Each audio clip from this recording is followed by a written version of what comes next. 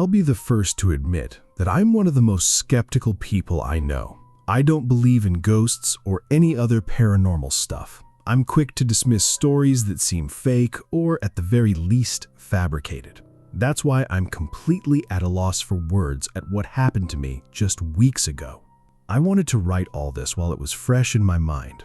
I can't explain what happened to me, and to be honest, I'm still terrified.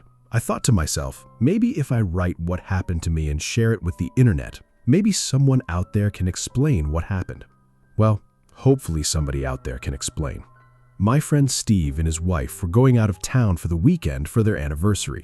The two of them don't travel alone a lot because they have 2 children and a dog. I know for some people that's a first world problem, and you're correct. But Steve isn't struggling financially. He built this massive home in the middle of nowhere because he likes privacy. And if you're fortunate enough to do that, I can't blame you. Well, for Steve and his wife, the stars were about to align perfectly. The 2 kids were going out of town for some type of school trip, so they were going to be alone with just the dog.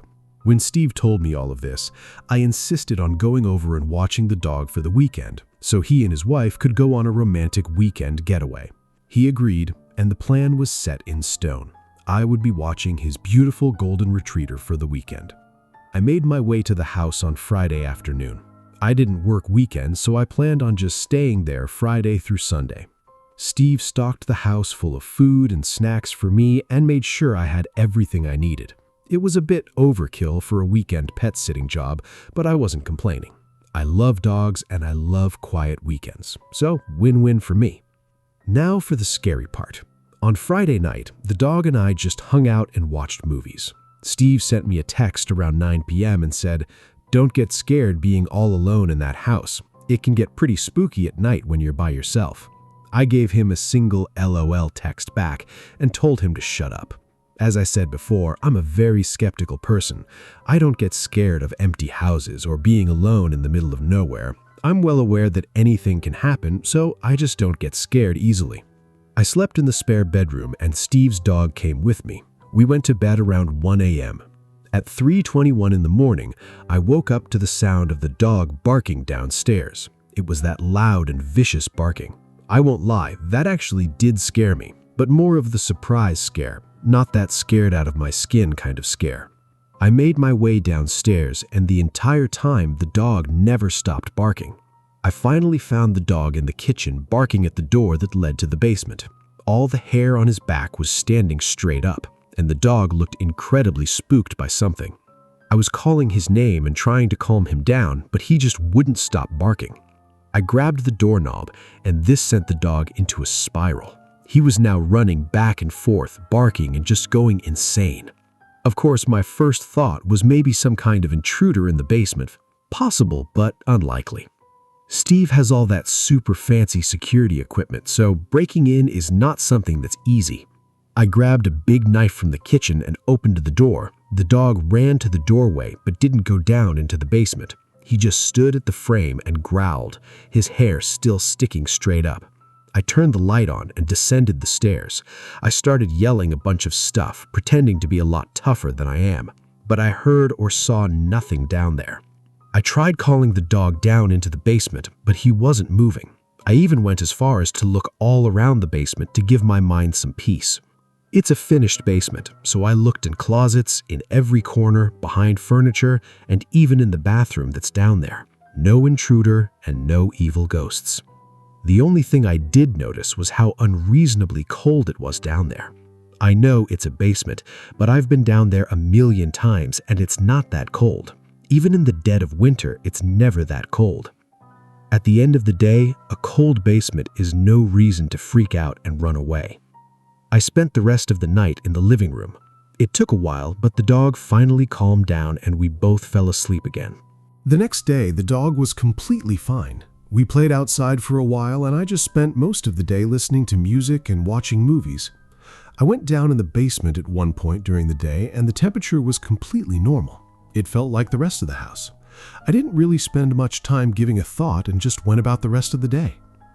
That night, I decided to stay on the couch just in case the dog had another basement door incident. I wanted to stay up later, but I ended up falling asleep while watching a movie. Once again, at almost the exact same time, I woke up to the dog throwing a fit and barking like the house was on fire or something. I stormed into the kitchen and again I tried getting the dog to stop barking, but he wouldn't listen for the second night in a row. But this night was different. I didn't think it was possible, but the dog was even more erratic that night than he was on the previous night. I knew nothing was down there, so I told him repeatedly that it was okay. It was like I wasn't even there. When I grabbed the doorknob this time, instead of continuing to bark, he started to cry and whimper. It was the strangest thing. I let go of the knob, and when I tried to console the dog, he started barking again. I was annoyed and confused. One last time, I grabbed the knob and went downstairs. Again, the dog started to cry and still wouldn't follow me into the basement. This time was different. It was still cold down there, just like the previous night, but this time it stunk so badly. I don't know how to describe the smell other than just bad. But perhaps the weirdest thing was that some of the pictures he had on the wall of his family were knocked over, and the bar stools down there were also knocked to the ground. Other than that, nothing else was misplaced or destroyed. I picked up the bar stools and also the pictures and just set them on the bar. The smell was so overbearing that I didn't even want to be down there anymore. I went back upstairs, and for the first 30 minutes or so, the dog continued to bark, and I tried to figure out what could be the reason for the smell. When the dog finally calmed down, I gave him a treat and we both fell asleep. When I woke up in the morning, I went into the basement to try to get to the bottom of the smell, but the smell was gone. Not even a lingering odor. Also, the dog followed me down and he was happy as can be. For 2 nights, that dog refused to come into the basement with me, but today he went down there without a care in the world. I was completely stumped. I had no clue what had happened the previous 2 nights. Steve got home around 1 in the morning, and as you may expect, his dog was jumping for joy. His wife took the dog outside and I started catching up with Steve for a bit. He asked how everything was, and I told him that for the most part everything was great. He gave me a confused look when I said for the most part, so I explained in detail what happened over the weekend. I totally expected him to laugh and assume I was playing a joke on him, but he didn't laugh. He didn't even smile. He just stood there. He finally looked down and told me that occasionally when the dog was a puppy, he would have these barking fits and just go crazy barking at that door. Apparently he hadn't done it in years, so Steve forgot about it.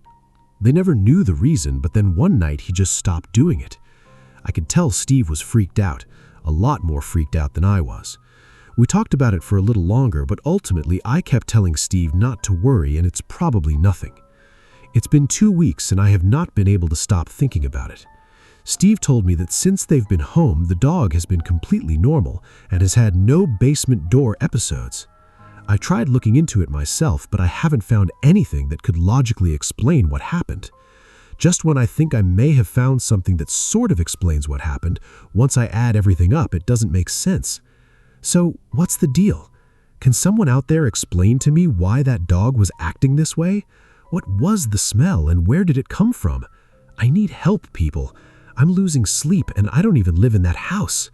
I just want some sort of answer.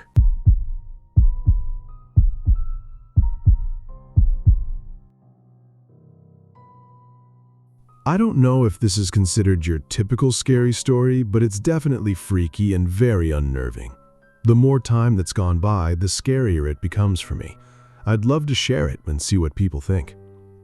It was a few years ago now. I had just broken up with my boyfriend and moved into this cute little apartment. It was an entire apartment complex. The complex itself was beautiful, quiet, and elegant. I quickly made friends with neighbors and several of the other tenants. It was just a nice and friendly little community.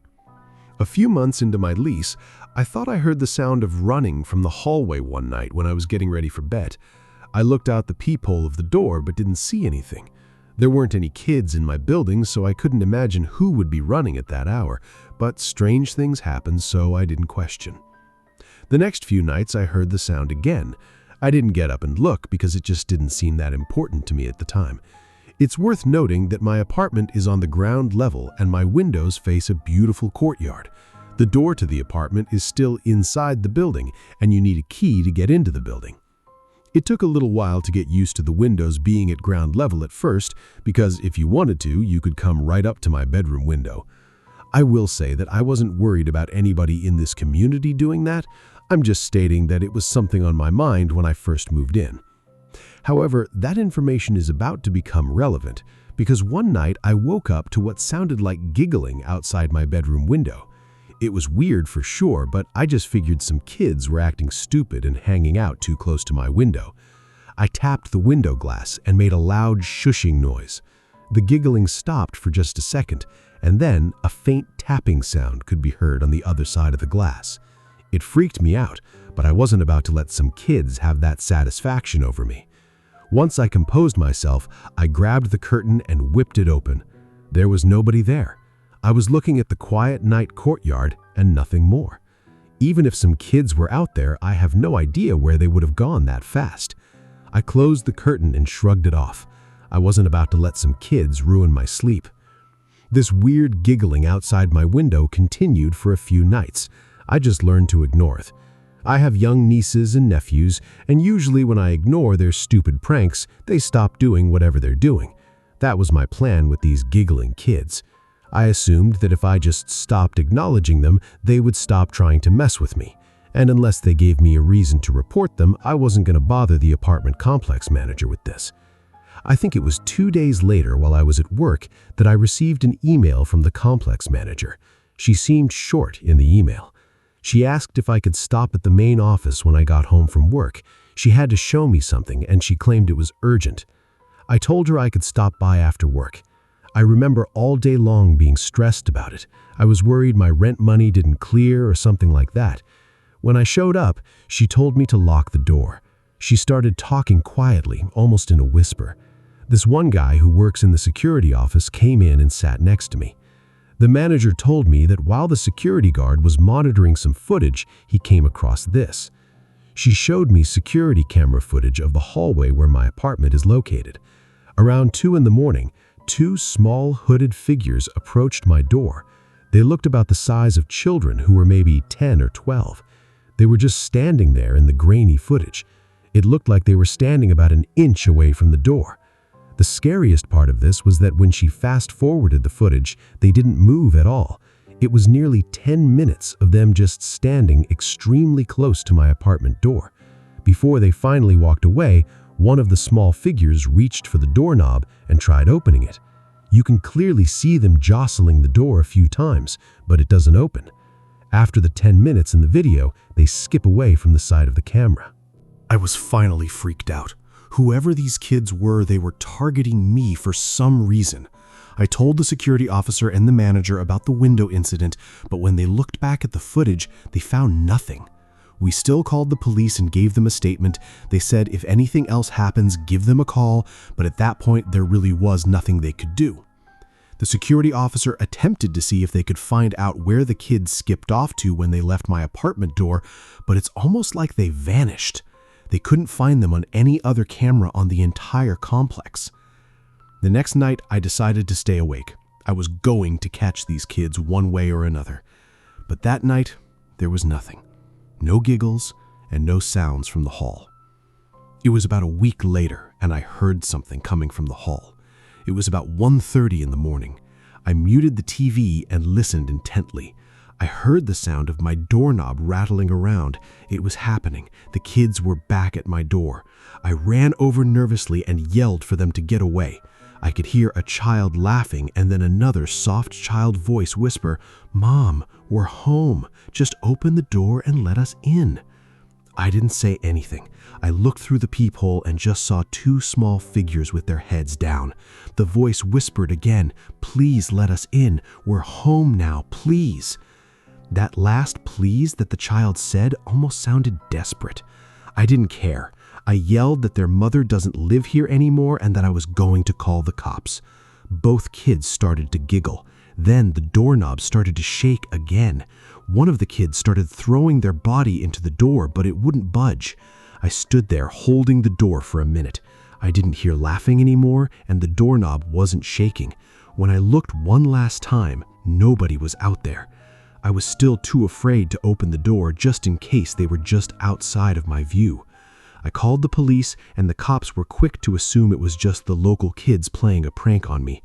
I didn't argue with that because it seemed like the most logical explanation. I finished with my statement, and that was that. A few days later, I ran into the apartment manager in the parking lot. She pulled me aside and asked if I had experienced anything since that last time. I told her no, and that I was sure it was just some local kids. She made a weird face and told me she wasn't so sure. She told me that the woman who lived in the apartment before me was strange. She didn't give me a whole bunch of information for privacy reasons, but she was fairly confident that something horrible happened with that woman's children. She didn't elaborate or give any details. She didn't even give me the name. She just implied that something horrible happened and left it at that. She said that she had already said too much and she didn't want to get in trouble for sharing personal information. She told me to be careful and just keep locking my doors. I'll never forget her walking away saying this wasn't a prank. To my knowledge, I don't think those kids ever visited my apartment again while I was there. I've spent some time trying to figure out exactly what happened, like who these kids were and what the apartment manager meant. Was she implying that these kids were like ghosts or something? I know that seems insane, and I'm sure that's not what it is, but you have to admit it is strange. It's weird to me that the police and the security officer couldn't find where these kids went after they left my apartment. Something that dawned on me after I had already moved out was something I had overlooked. There should have been no way for the kids to get inside the apartment building without a key. As I said before, there were no kids that lived in my specific building. So how did they get in? Where did they go? As time goes on and I reflect on this story, I get more freaked out. It's amazing to me that I wasn't more scared in the moment. I'm years removed and don't even live there anymore, and I'm more scared today writing this than I was when I experienced it. I still don't believe in ghosts or anything paranormal, but I can't explain exactly what it was. Neighborhood kids are the easy solution, but the more I replay the memories in my head, the more impossible that seems. I know how this story sounds, but I think it's worth sharing. Maybe I really did have an experience with something not from this world.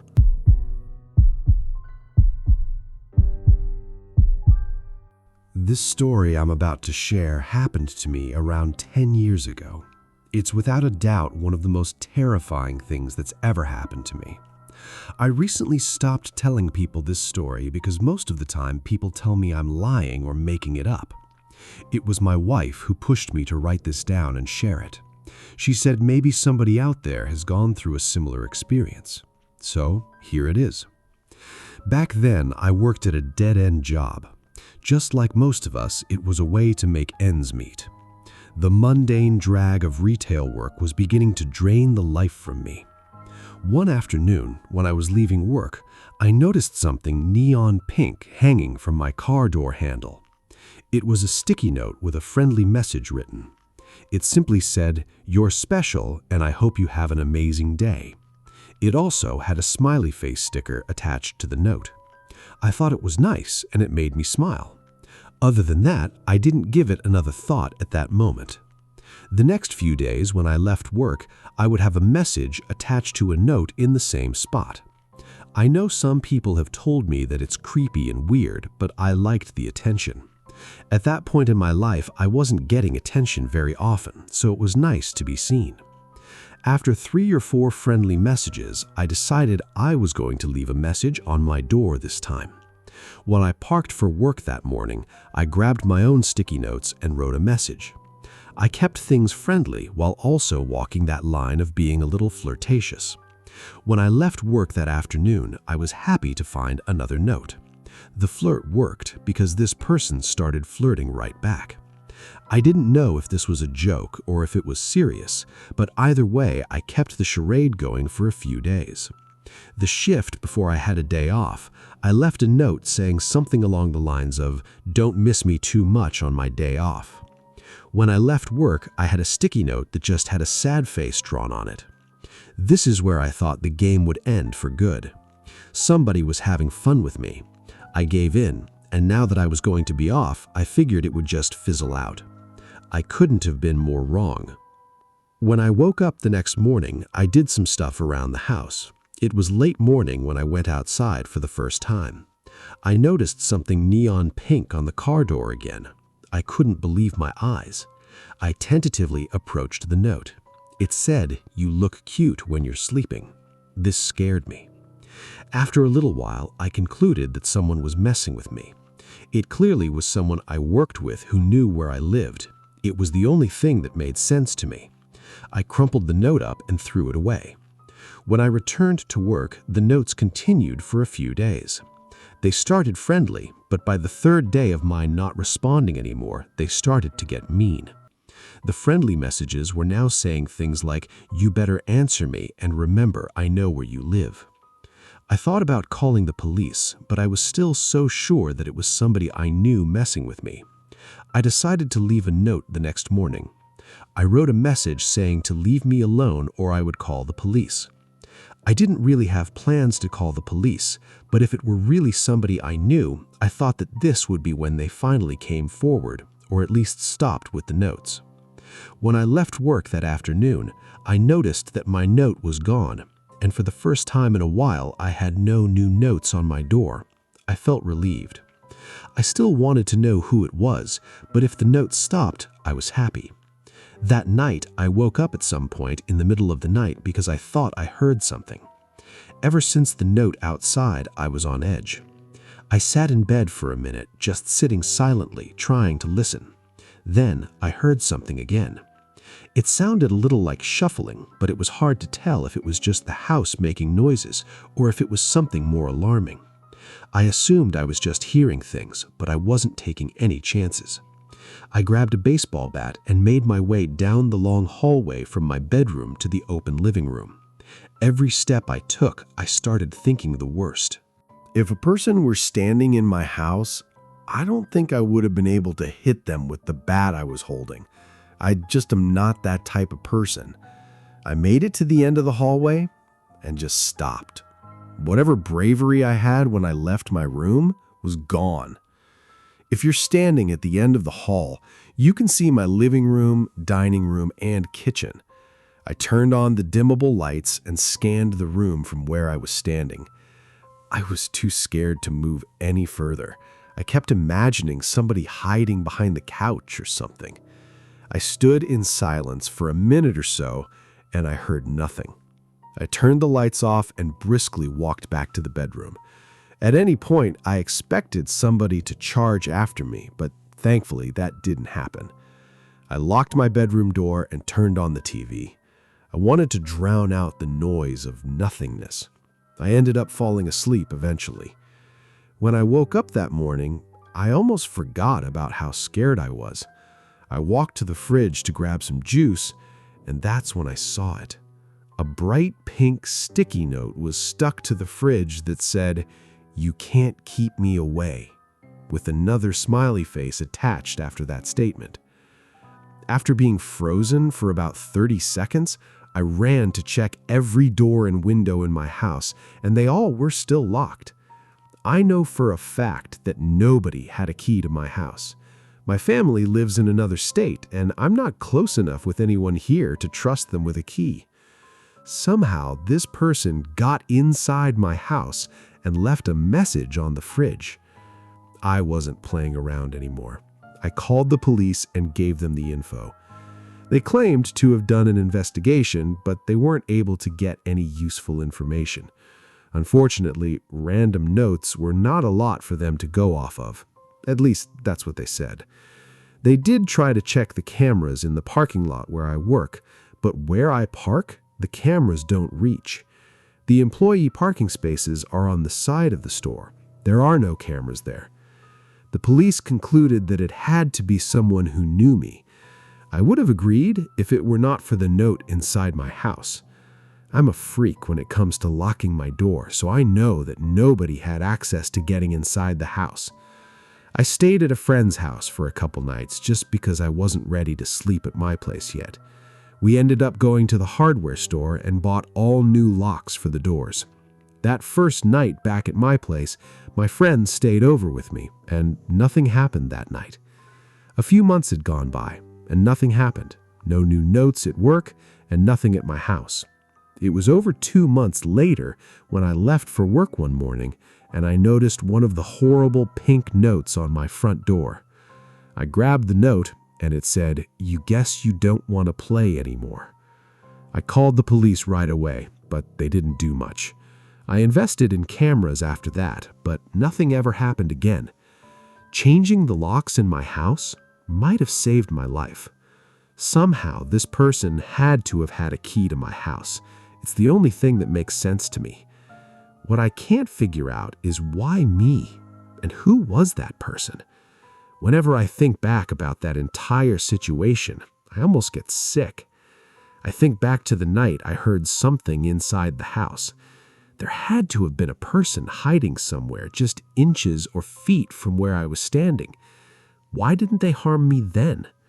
I wonder if messing around with me was all this person wanted. A friend once told me that when I went back to the room and locked the door, it's possible that this person tried to get into the room, but locking the door may have saved my life. It's been 10 years and nothing has happened since that last note. I've since moved and am married now. Every time I see those stupid pink sticky notes, I always think back to that horrible experience. Whatever the case may be, I'm just happy I'm still here to tell the story.